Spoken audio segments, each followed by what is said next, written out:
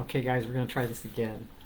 Um, so there's this thing that twirls and twirls and twirls when I set my go live, and I don't know if you guys are even hearing me when it first starts up like this, even though it says live. Now, see, it stops and everything's here. So you may not have heard anything I said before that.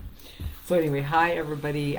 So I'm here to discuss something weird with you guys. Okay, weird to me. One of our members approached me. Make sure I don't show this off the thing. One of our members approached me about a week ago. She was asking me if I'd ever heard of the specific fasting protocol, which I hadn't at the time. So I went and looked at some videos online, checked out some links that she sent me, and I was intrigued. I was very intrigued because you guys know I'm a big proponent of fasting. I do dry fasting. I do wet fasting. Hi, Lisa. I do alternate day fasting. I'm a big time faster. Okay, so everybody knows that about me. Okay, well, this is a different kind of fasting, and actually, what it's called is protein. Oh my goodness. Anyway, protein sparing modified fast. So what you do is on your fasting days, where typically you would have fasted that day, if you're doing alternate day fasting or something like that, you actually eat very high protein and pretty much almost zero fat. I mean, it's really low fat, and you don't want to do carbs. So you basically, meat eaters just do meat. Like this one girl was showing what she ate, and she had eggs for breakfast. She had chicken, just a piece of chicken, a big giant breast for lunch, and a big giant breast for dinner. And I was like, God, what could a vegan do that would translate anywhere near that, right? I mean, how could we even do this? So my first reaction to it after I watched everything was, there's no way that as a vegan we could do this. But guess what? When I was first talking about doing vegan, low carb and everything, there were a few people out there that say that they do vegan low carb, but their vegan low carb is like 100 to 200 carbs, and that's not low carb to me. Okay, that didn't help me. But I didn't find anybody trying to do 30 or less, much less 20 or less, or anything like that, because it's so damn hard, right? Until you get into the swing of it, it's just really hard. So when I saw this, my first reaction was the same as the low carb thing. Really, it was like, yeah, I don't see how this is going to work. I don't see how this is going to happen. So I'm going to take a pass on this. Well, she was polite about it and everything. She's like, okay, thanks, just wanted to ask your opinion. Well, then, I don't know, it just kept kind of eating at the back of my mind, and I kept trying to think of ways how we could do this, how we could try this, right? So, starting Tuesday, this is Friday, right? Oh, no, okay, starting Monday, it actually started Monday. I decided Monday to see if I could even come up with the type of foods, that would fill in the blanks of her requirements for this, right? And I'm saying her because some lady was showing me stuff. Okay, so, and basically what I have to do is I had to have a certain amount of proteins. There's like a test you take that tells how many proteins you need on the fat sparing day, and other macros too, but that was the main thing. And I was like, man, I never get that many proteins. I'm not one of those people that eat lots of protein. I talked in other videos about how I feel about getting an excess of protein. But the way they described it for this, it made sense to me, because you don't want your body on your fasting days or fasting times or intermittent fasting or any of that. You don't want your body to be delving into stores of muscle, right? You want it to be taking from your fat stores. That's always been our goal. We need to get rid of the fat stores, right? And I've lost almost 80 pounds, so I've gotten rid of a lot of fat stores. I get that. But at the same time, I also know that I'm not as muscular as I was. Yes, I had a stroke a little over a year ago, and a lot of that has to do with having a stroke. I get that because I don't work out the way I used to or anything. But the point is that I know that a lot of it is muscle wasting. So if I can do something that will keep my muscles more intact and help my body want to burn the fat, then that makes sense to me. So so just so you know, so far I have not reached my protein goals. My protein goals are 120 grams a day or something like that. I haven't even got close to that, guys. I mean, I just haven't, and this is why. I'll explain it. Okay, so Monday I did my first protein fasting day. I ate for high protein. I ate one of my bread things, because if you look at the macros, the fat's low. That's the things you have to keep the fat below a certain number. You have to keep the carbs below a certain number, and then the protein has to be.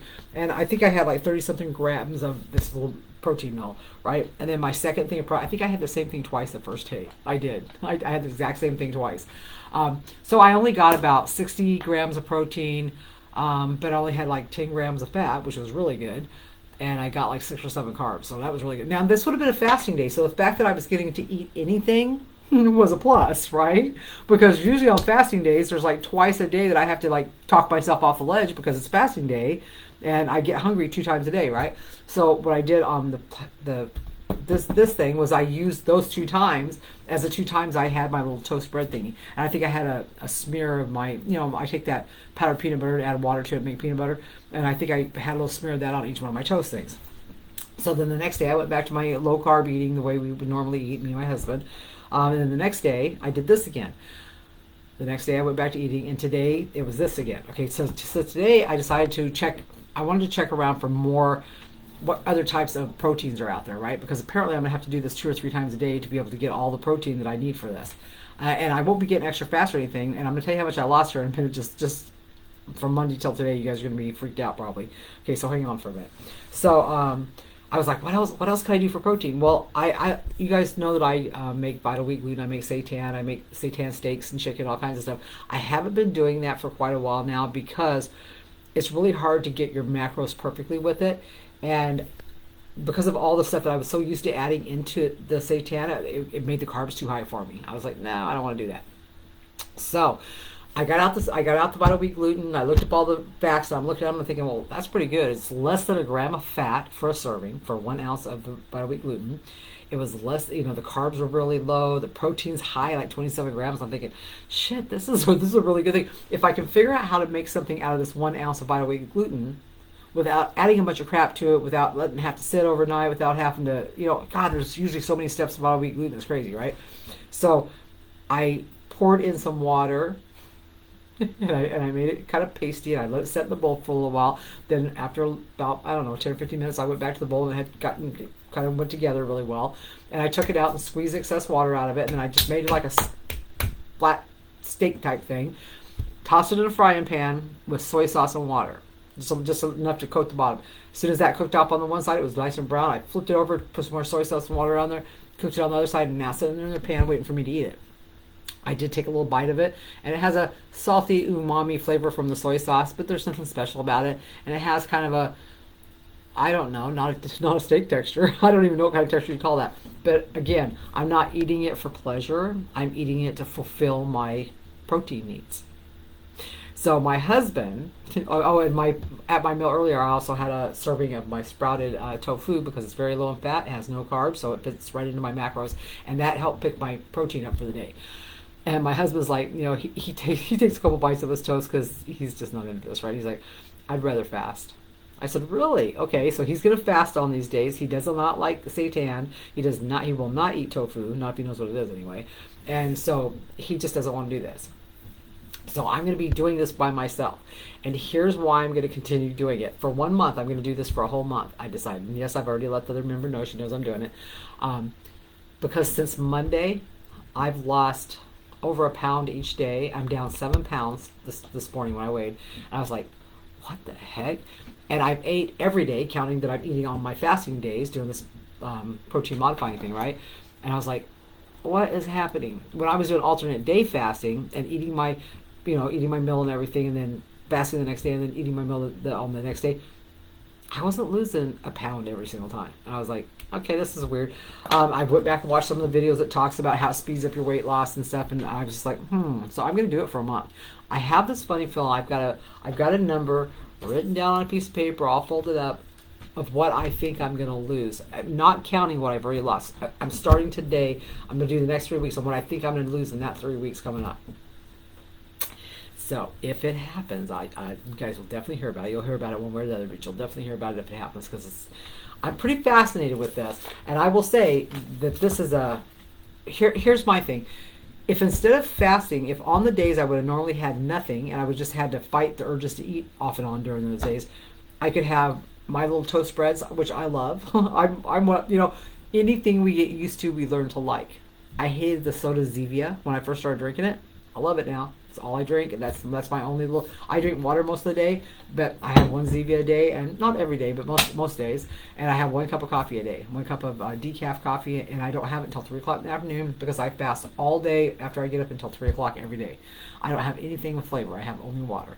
I started doing that a while back. I did it to keep my insulin level down, to keep my blood sugars down, and it just works for me. So So to me, it makes more sense to try to do this. What you did every day and at what times. I would love more info too on the step fast. Yeah, I'm thinking I'm gonna do a document in the files. I'll write it. I'll just write it all out how I did it and what I use. The thing is you got, like if you don't have enough of clean high proteins, because here's the problem with the faux meats and those kind of proteins. Not that I'm a believer in them if you can eat them and get away with it. I can't. My husband can. I get jealous sometimes because I do love them, but they have a lot of fat in them. So when I checked every single thing in our freezer, I was like, shit, every single thing. The carbs are not a problem. I've got my carbs. I know how to keep my carbs down. But now I'm all of a sudden trying to knock out all this fat, right? And now not on low carb days. On low carb days, I just eat how I would normally eat. I'm just avoiding faux meats right now for my own personal reasons. But yeah, I was like, where are we gonna get this protein from? This so much protein, right? And I was like, oh my god. So I know the little bread things are like 27, 28 grams of protein. I knew that was going to be a source for it. And then I figured, we can put just egg on it to up the protein, make a little egg sandwich. I just put sliced tofu on mine today, and then I used mustard because we can't have mayonnaise or anything. So I used some mustard on there, and I just had a tofu sandwich, and I was fine. But I ended up with like 36 or 37 grams of protein, so that was good. And my seitan steak that's in the pan in there is 27 grams. So again, I'm still only getting like 64, and I'm supposed to be getting like 101. I don't know how I'm going to get to 101 unless I give myself a third meal sometime during the day, or at night, or however I'm going to do it. And I like it's 6:20. I'm done eating by now. I don't eat again usually. I haven't even eaten that steak yet. So if I don't eat that, I'm down another bunch of protein. So I'm probably going to eat that in a few minutes. So yes, yeah, maybe I'll bounce up. Maybe I'll send you a text and bounce some ideas off of you for setting up the document for this, because it's a work. This is not something that's easy to do. Not as a vegan, because you got to make whatever you're going to have. You got to make sure you know what those protein macros are. You got to keep those fat macros like pretty much zilch. And the only other thing I could think of even making was the seitan with nothing in it but water, because garlic powder has carbs. All your spices have carbs. Every kind of seasoning I have has carbs. Everything up, and I was like, oh my god! And some of them have fats, trace fats in them, and I was like, what?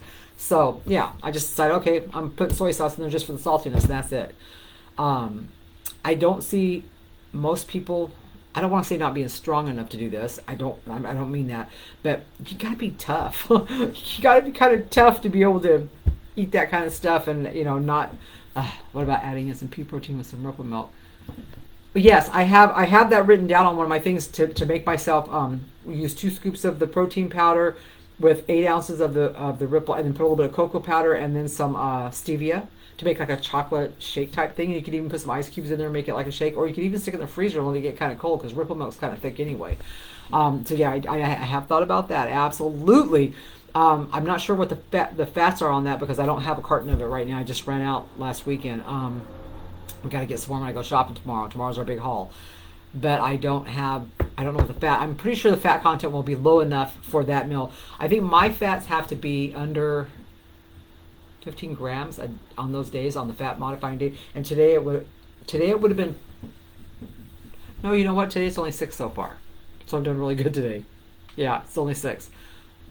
The other day it was 22, and I don't worry if it is 22, because it's really hard to get our fats completely out of there. But adding in the seitan or the vital wheat gluten, it's going to be a game changer, I can tell. Because I know that's going to fill me up. I've eaten vital wheat gluten before. It does fill me up, so I know that's going to happen. Yeah, so I think this is going to be the game changer for my proteins. Yeah. So anyway, but yes, thank you for adding in your ideas and stuff, and thanks for watching the video. That's really, I just want to tell you guys about this right now, because I know you guys are, every once in a while I think you want to know what I'm doing and how I'm doing it and if I'm changing things. I've changed things through this whole thing. If I was still doing exactly what I was doing when I started, well, I probably wouldn't be doing it. It wasn't working for me. That's why I had to keep changing things. And now I just change things because it's kind of fun and I kind of like to. If I start getting bored with the way I'm doing it, or it seems like it's an ongoing thing, trying to clean it up as best I can, trying to get it to be as clean of a eating experience as possible. And it's really funny how easy that is for me now. That it is what it is. Okay, so yes, I will figure this out and write something up for you guys, for anybody that maybe wants to try it. All right, bye, peace out.